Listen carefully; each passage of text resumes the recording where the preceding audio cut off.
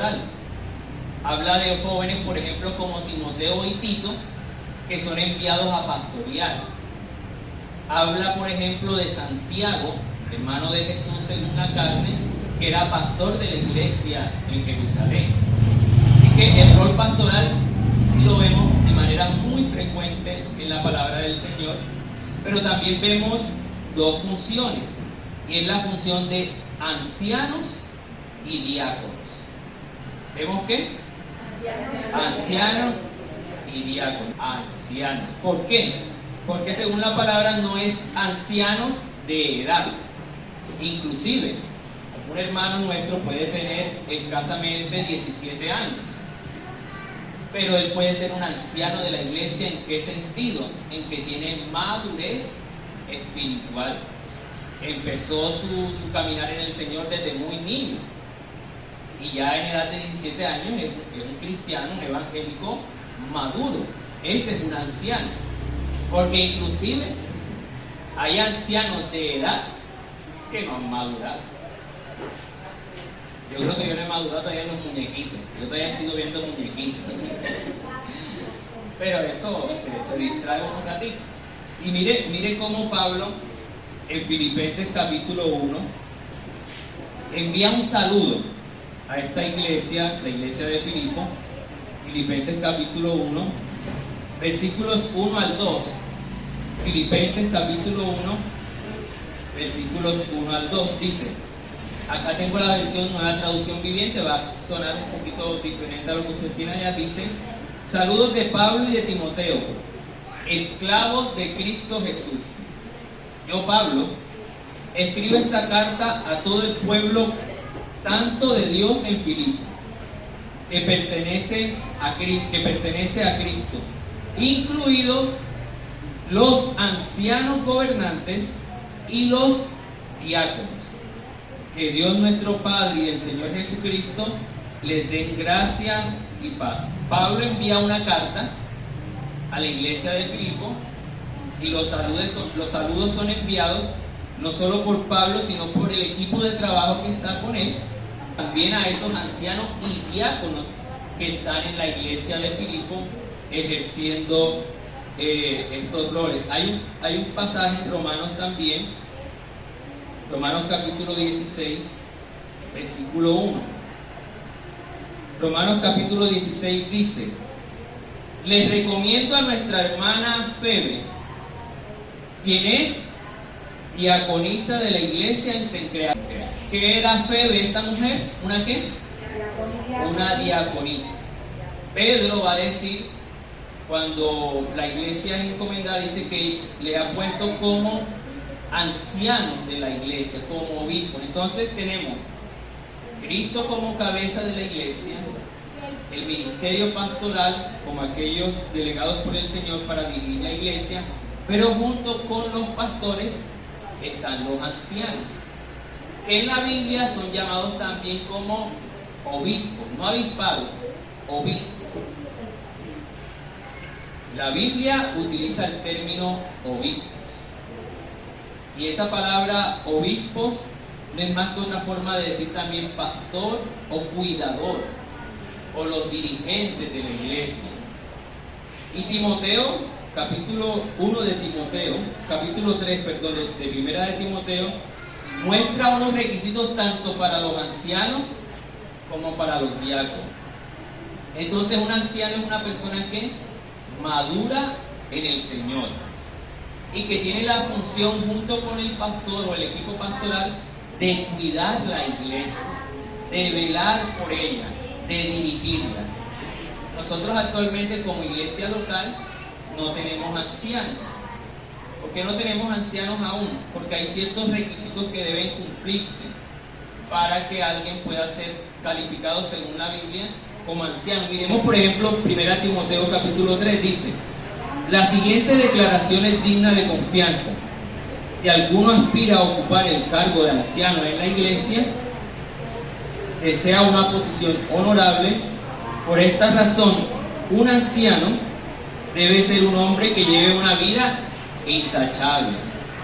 Creo que nadie llega hasta ahí, porque ninguno de nosotros tenemos o faltamos de alguna tacha o algún error, sino lo que está mostrando el apóstol Pablo no es una meta inalcanzable, sino una meta progresiva, o sea, poco a poco ir mostrando las evidencias de una vida limpia delante del Señor. Una vida intachable debe ser fiel a su esposa. Pastor, y los que no tienen esposa, ¿cómo hacen? También la Biblia muestra de que, inclusive la Biblia muestra de que Pablo, quien está dando estos consejos, para los ancianos no es casado. Pero si hay alguien casado que aspira a ser anciano, debe ser fiel a su esposa, ¿cierto? Y Pablo, esto suena como duro, pero Pablo se lo está diciendo a la iglesia, porque desafortunadamente en la iglesia también se han visto los cachos, y hablo como contexto. Desafortunadamente, Pablo no se lo está hablando a los de afuera, porque no vamos a buscar un anciano de afuera, sino a alguien de la iglesia, alguien maduro en el Señor. Y Pablo dice que sea fiel a su esposa.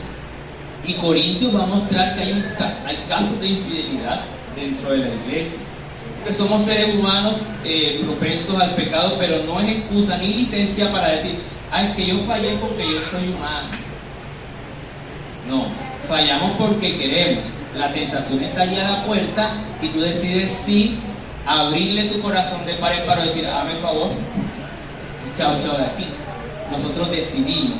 El enemigo no nos pone el pie en el cuello y nos dice, tienes que hacer esto. No, él nos ofrece la oportunidad de pecar. Nosotros somos quienes decidimos hacerlo. No, nuestra carne dentro de nosotros lucha con la guía del Espíritu Santo y somos nosotros quienes decidimos decirle sí a la carne o sí al Espíritu Santo.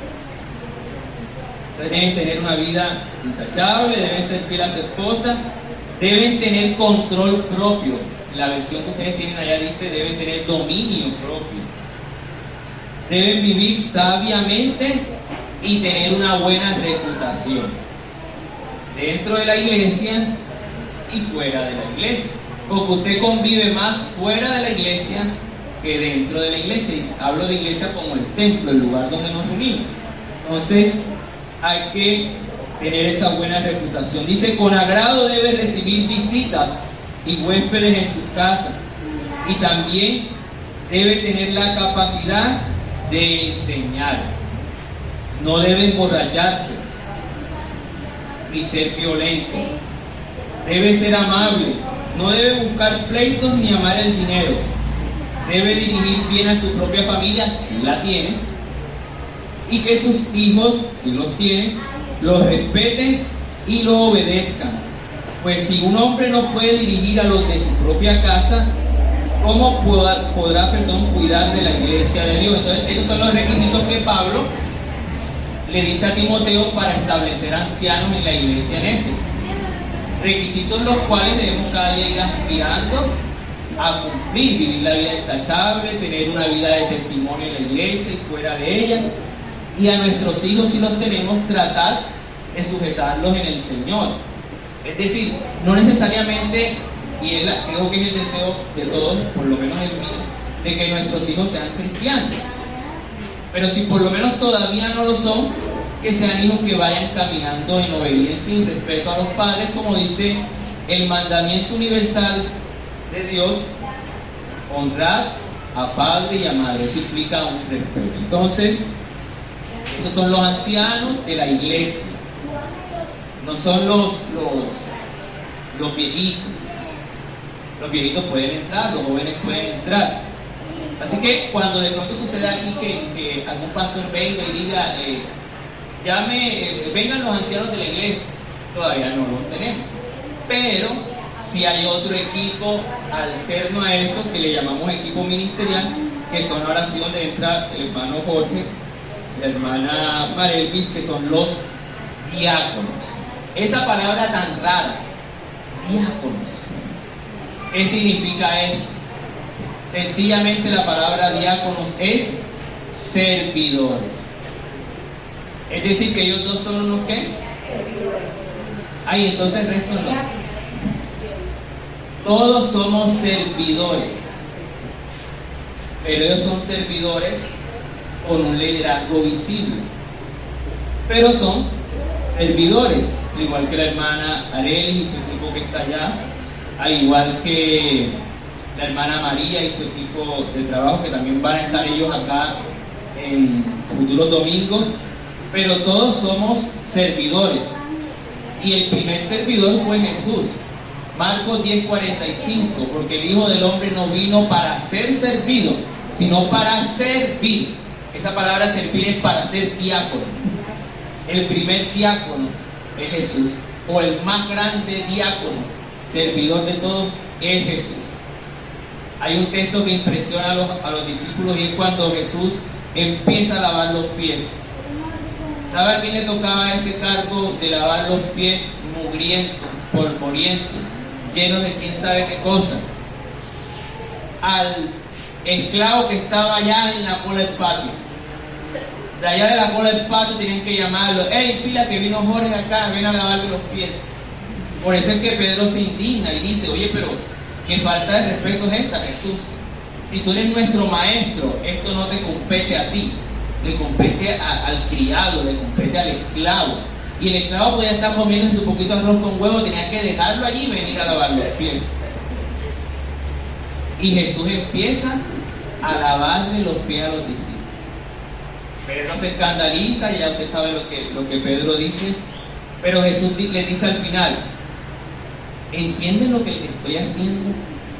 Si lo entienden, bienaventurados son si lo hacen. Es decir, si han captado la idea de que aunque soy el maestro, soy el mayor servidor, ustedes también deben servir. Porque si alguien quiere ser grande en el reino de los cielos, este tiene que servir a todos. Entonces no es como una fórmula mágica para decir: ah, no, yo quiero ganarme una hectárea de cielo, así que yo voy a matarme. No es un cambio, no es un trueque con Dios, que voy a servirle lo más que pueda para que Dios me bendiga demasiado aquí y me siente yo a la derecha de Jesús allá en el cielo. No, debe ser la actitud normal, cotidiana de la iglesia: ser servidores, donde quiera que estamos, en el trabajo, en la casa, en el bus, en la mototaxi, donde quiera que estemos, ser servidores. Pero tenemos, según la palabra, diáconos, servidores con cierto liderazgo. Y hoy está aquí nuestro hermano Jorge y nuestra hermana Marelvis. Ellos han asumido el rol de ser los líderes del ministerio de ayuda social. Isabel me preguntaba esta semana: pastor, ¿y cuántos ministerios hay en la iglesia? En la Biblia. No, hay varios, pero en la iglesia local se van estableciendo ministerios según la necesidad que tenga la iglesia. Y en la Biblia usted no va a encontrar ese nombre, Ministerio de Ayuda Social, no va a estar, pero sí va a encontrar el ejercicio de la obra social, sí lo va a encontrar. Entonces se crea el ministerio con ciertas funciones que ya los hermanos van a estar aquí. Entonces, hermano Jorge, hermana Marelvis, ¿por qué creamos este ministerio? ¿Por qué se establece en la iglesia este ministerio? ¿Qué nos pueden decir ustedes allí? ¿Por qué lo establecemos? ¿Por qué se crea este ministerio en la iglesia? Buenos días, ¿ya su nombre? ¿Quién vive? Cristo. Creo que todo ministerio o toda asociación se crea en base a una necesidad. O sea, si no hay necesidad, no hay motivo para crear algo, ¿sí o no?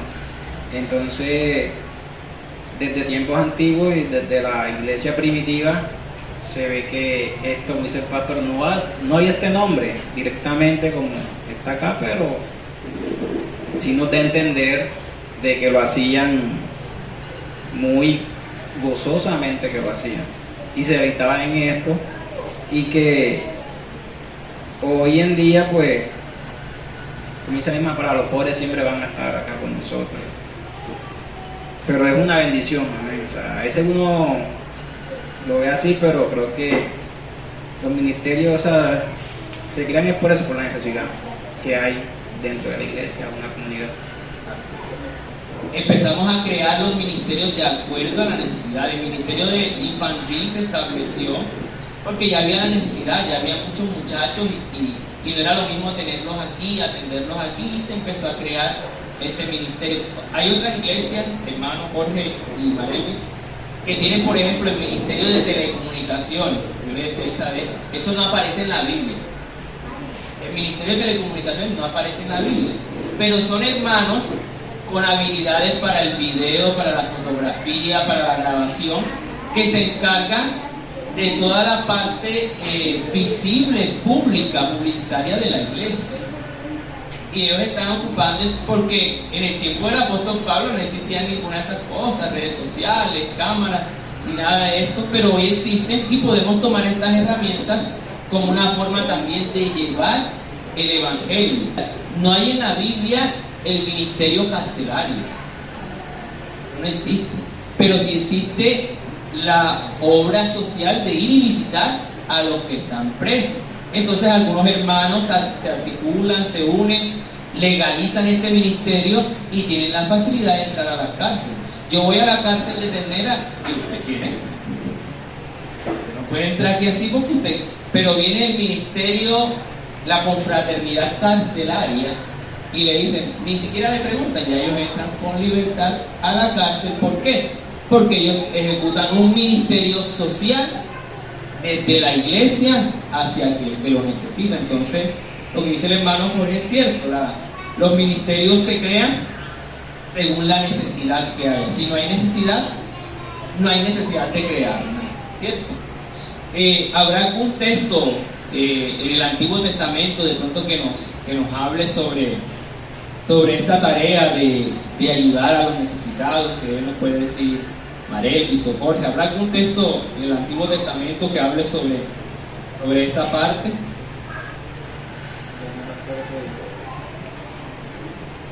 Aquí tenemos una en Deuteronomio. Ajá. Dice 15, nueva versión. Siempre habrán algunos que serán pobres en tu tierra.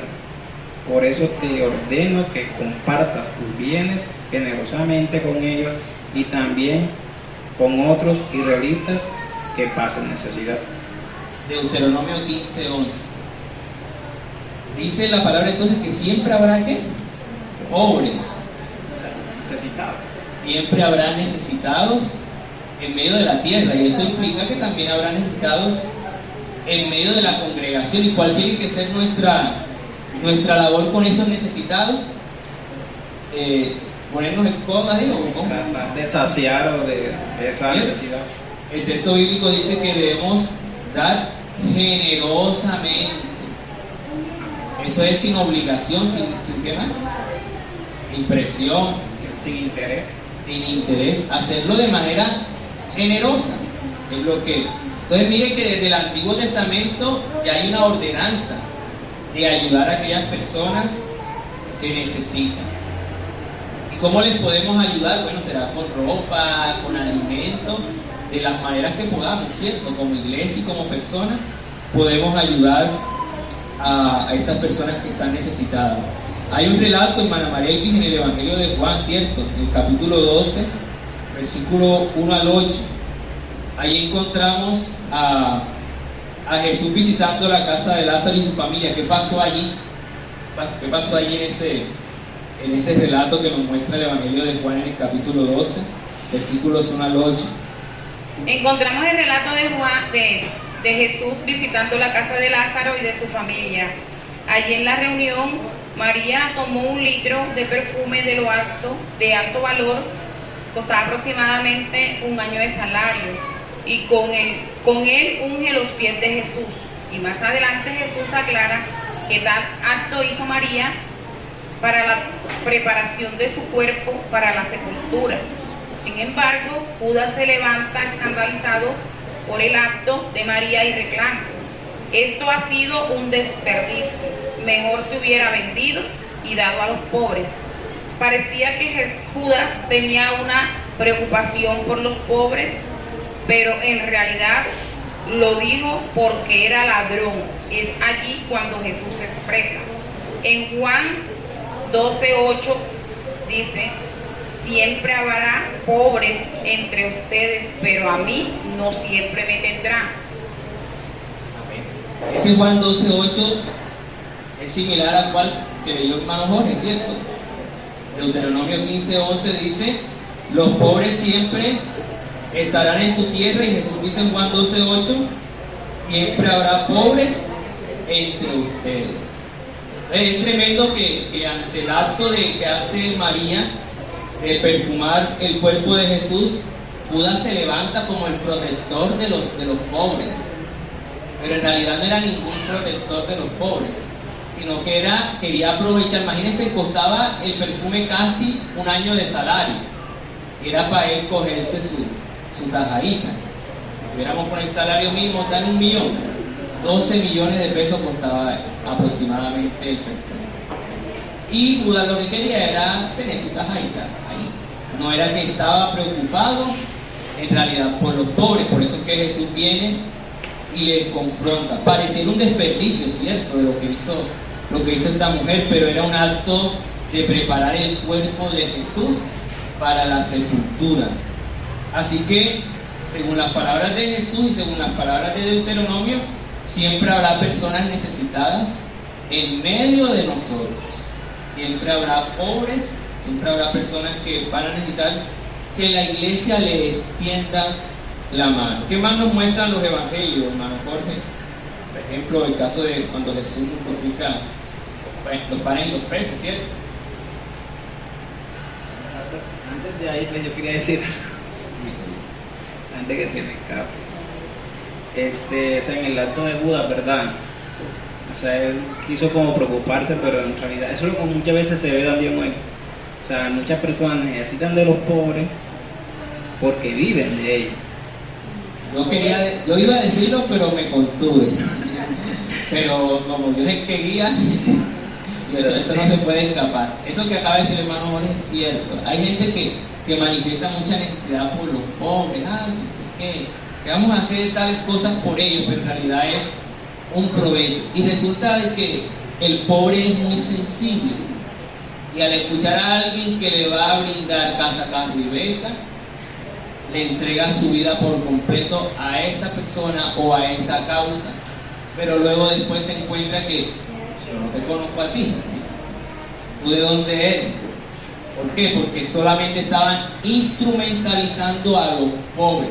Así que mucho cuidado con eso. Y en este tiempo de política, mucho cuidado con el que no te preocupes, vota por mí, que yo te tengo asegurado una casita. ¿Cuántos hijos tienes tú? No te preocupes, te la voy a dar con 4 cuartos. Entonces, la necesidad, no, yo te voy a dar un trabajito, no te preocupes.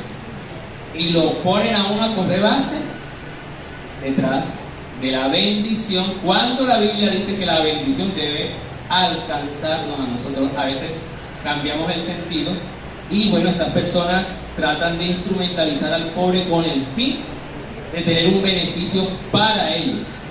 Y el pobre que se componga como pobre. Amén. El pobre que siga más pobre. Bueno, los evangelios nos muestran a Jesús y a sus discípulos compartiendo los panes y los peces multiplicados en una multitud de más de 4,000 y otras más de 5,000. El libro de los Hechos, en el capítulo 2, capítulos 44 y 45, nos muestra la iglesia que estaban recién inaugurada, compartiendo todo lo que tenían. Inclusive algunos eran capaces de vender lo que tenían y compartían el dinero con los que padecían necesidad. De esta iglesia que está empezando, sorprende lo que dice Hechos 4, 24 y 25. Nueva traducción viviente. No había necesitados entre ellos, porque los que tenían terrenos o casas los vendían y llevaban el dinero a los apóstoles para que ellos lo dieran a los que pasaban necesidad. Tremendo, ¿cierto? La iglesia que está iniciando, la iglesia primitiva como le llamamos, tiene el sentido de responsabilidad y cuidado por los pobres y necesitados, ¿cierto? Jesús también lo manifiesta en esa multitud de 4.000 y de 5.000. A mí me llama la atención que en una ocasión de estas, Jesús dice: tengo compasión de la gente, porque hace 3 días que están caminando conmigo y no han comido nada, y si los envío por el desierto se van a morir. Y la noticia va a salir en el Cubo, el Universal y en el Expreso, que Jesús mandó a los discípulos por el desierto y se murieron en el desierto. Entonces Jesús le dice a los discípulos que hay por allí para darle de comer a esta multitud. Y uno de los contadores, que Jesús tenía varios, uno de los contadores dice: Señor, la plata que tenemos no alcanza. Y aún si tuviéramos, tenemos que ir a una larga travesía, ir a comprar alimentos para traerse. Y sale un peladito por allí con la merienda, panes y peces, y es el instrumento que Dios utiliza para poder bendecir a una multitud. Mire que lo poquito de un muchachito, cómo se multiplicó para una gran multitud que estaba hambrienta. Nunca menosprecien lo poco que usted puede dar para la canasta del Ministerio de Ayuda Social. Porque ese poquito, esa papeletica de tricompleto, la necesitaba fulano para echársela al pollo. Y cuando se le da al mercado dice: oye, yo iba a comprar el tricompleto y no tenía ni los 100 pesos para el tricompleto. Y me vino en el mercadito del Ministerio de Ayuda Social una bolsita de sal. Cualquier cosa que sea por muy insignificante ante los ojos de otros, se convierte en algo de gran valor para la persona que lo recibe. Pero estos discípulos eran bien diferentes a nosotros, porque ellos eran capaces de vender sus propiedades. ¿Cuántos tienen propiedades? Yo tengo propiedades por comprar, pero estos tenían las propiedades y las vendían y las colocaban a los pies de los apóstoles. Mire el testimonio de estos hombres: eran capaces de dar lo que tenían a los pies de los líderes de la iglesia primitiva. Y ellos, ¿qué hacían? Hombre, voy a abrir una cuenta en el Banco de Bogotá y voy a meter todo esto. No, ellos, ¿qué hacían? Lo devolvían a los pobres, lo daban. Miren, podemos hablar esto después, pero resulta que más adelante hay alguien que quiere hacer eso, una pareja, Ananías y Zafira. Ellos también venden. Dicen: no, vamos a llevarle esto a los apóstoles para que los repartan. Y resulta que ellos engañan, entre comillas, a los apóstoles, pero el Espíritu Santo los reveló todo. Y dijo: están haciendo una mala obra. Y Ananías y Zafira pierden la vida por dañar el buen propósito que Dios estaba estableciendo en la iglesia, de ser una iglesia generosa y entregada a los pobres. Si alguien debe caracterizarse por la ayuda a los pobres, es la iglesia de Cristo. No esperemos que el político haga lo que la iglesia ya desde hace más de 2000 años está haciendo, y es ayudar a todos los necesitados. Así que esto es lo que hace parte del Ministerio de Ayuda Social, encargado por el hermano Jorge y la hermana Marelvi. Sabemos también, cierto, de que la tarea principal de la iglesia es proclamar el Evangelio, ¿cierto? Eso es lo principal. Pero la iglesia también ejecuta otros roles, ¿cierto, hermana Marelvi? Entendemos que la tarea principal es esa, que la iglesia es proclamar el Evangelio. Si no proclamamos el Evangelio, no hay salvación, no hay restauración de vida. Pero hay algo más que hay que hacer, ¿cierto? Más podemos hacer. Antes de pasar al cuarto punto, me sorprende lo que dice acá, donde que apenas empezando, está empezando apenas la iglesia, está empezando, y es sorprendente lo que dice aquí, que no había necesitados entre ellos, y por lo que tenían terrenos o casas los vendían y llevaban el dinero a los apóstoles para que ellos lo dieran a los que pasaban necesidad. Y miren que estos en aquellos tiempos repartían todo, vendían, ¿verdad? Y lo repartían, y no había necesidad porque los que tenían sus propiedades y sus riquezas lo vendían y lo llevaban, ¿verdad? Para que sus hermanitos no tuvieran necesidad. Con referente a la pregunta que me hizo el pastor, tenemos una tarea principal de la iglesia, y es proclamar el Evangelio de la salvación. En la persona de Jesús, para la conversión y la transformación de vidas. Pero también la obra social la ayuda al necesitado, es una de las señales que muestra la misericordia de Dios sobre las personas. Un mercado, una medicina o cualquier cosa dada por Dios a alguien a través de la iglesia se convierte en un generador de alegría y fe en la persona que recibe, y es también un motivador para glorificar a Dios, como lo dijo Jesús en Mateo 5:16. Dice: de la misma manera, dejen que sus buenas acciones brillen a la visita de todos, para que todos alaben a su Padre Celestial. Amén. Gloria a Dios. Mire, ahorita preguntaré, pero mire de qué estamos hablando. Esto, bueno, yo hablé con los hermanos, les dije que íbamos a compartir esto, pero me sorprende a mí esto.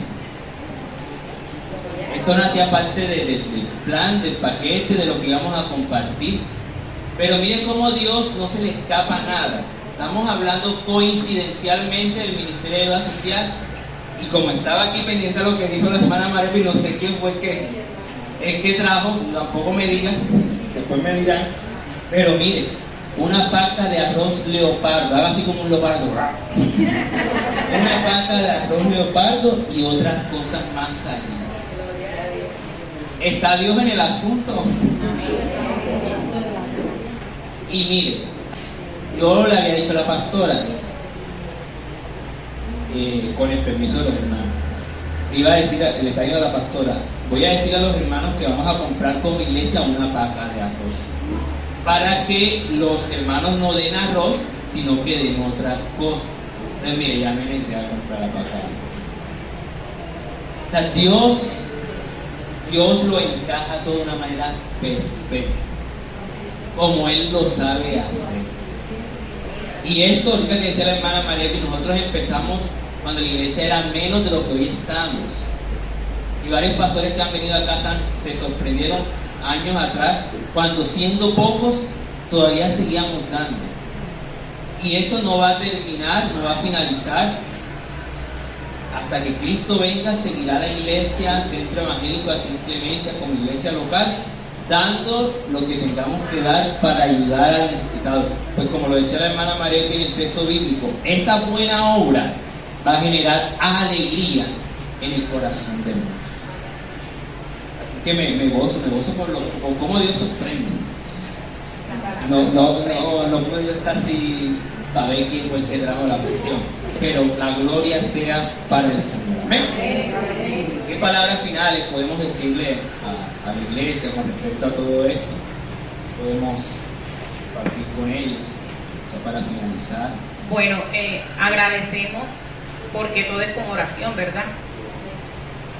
De que nos sigan acompañando en oración para llevar a cabo este ministerio, ¿verdad?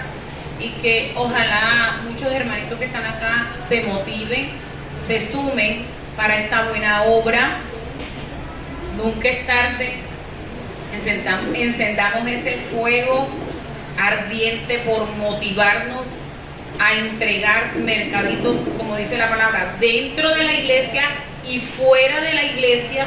Lo podemos hacer, porque Dios en nuestras oraciones también nos muestra qué personas fuera de la iglesia están necesitados de estos mercados también. Entonces yo les pido que nos motivemos cada día más por esta buena obra que es bonita. Sin alimento no podemos vivir. Amén.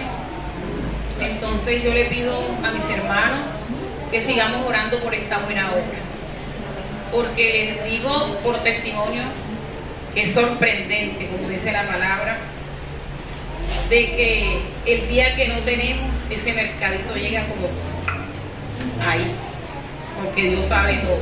Esa gran bendición llega allí a nuestros hogares, a nuestra familia, sin esperarlo, pero como Dios todo lo sabe y es maravilloso y es perfecto, Él encaja todo a su manera. Entonces le doy las gracias de mi parte, ya les paso al hermano Jorge también, y que sigamos orando por esta buena obra, que Dios siga tomando nuestros corazones. Ahora, hablando de de todo esto, pastor, me acuerdo de ahora no hace mucho cuando tuvimos a la niña que por cierto está cumpliendo 4 meses de nacida. Gloria a Dios. Me siempre ahí se apretó la cuchara. Y bueno, para adelante. Yo tengo unos primos. Yo, sin pedir, sin nada, yo llego donde mis primos. Yo no sé qué es lo que ya sabe pagar. Cuando yo me sorprende, pastor, y si me quieren sacar lágrimas ese día, me dice el primo, tome esta bolsa. Y nosotros nos molestamos, nos jugamos y, hey, ponte serio, ¿qué es lo que hay aquí? ¿Qué es lo que hay aquí? Tú no preguntas y ya es eso. Y el pastor Sichel Vestira me regaló un pollo entero.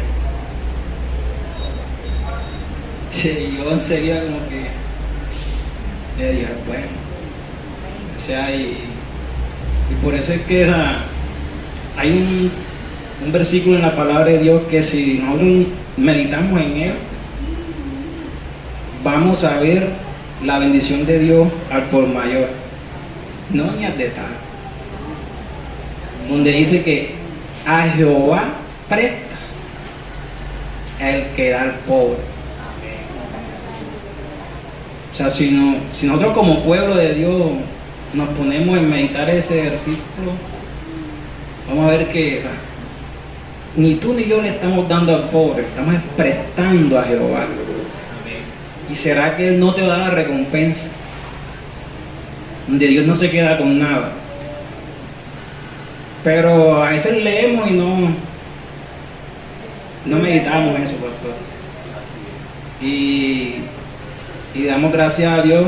Dios es bueno, ¿verdad que? Sí. Pero Dios nos sorprende tremendamente, pastor.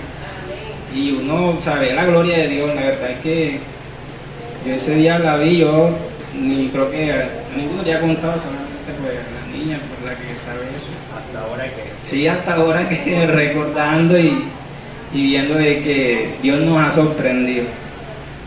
La verdad es que no teníamos, creo que en esos días no habíamos comido pollo, la verdad.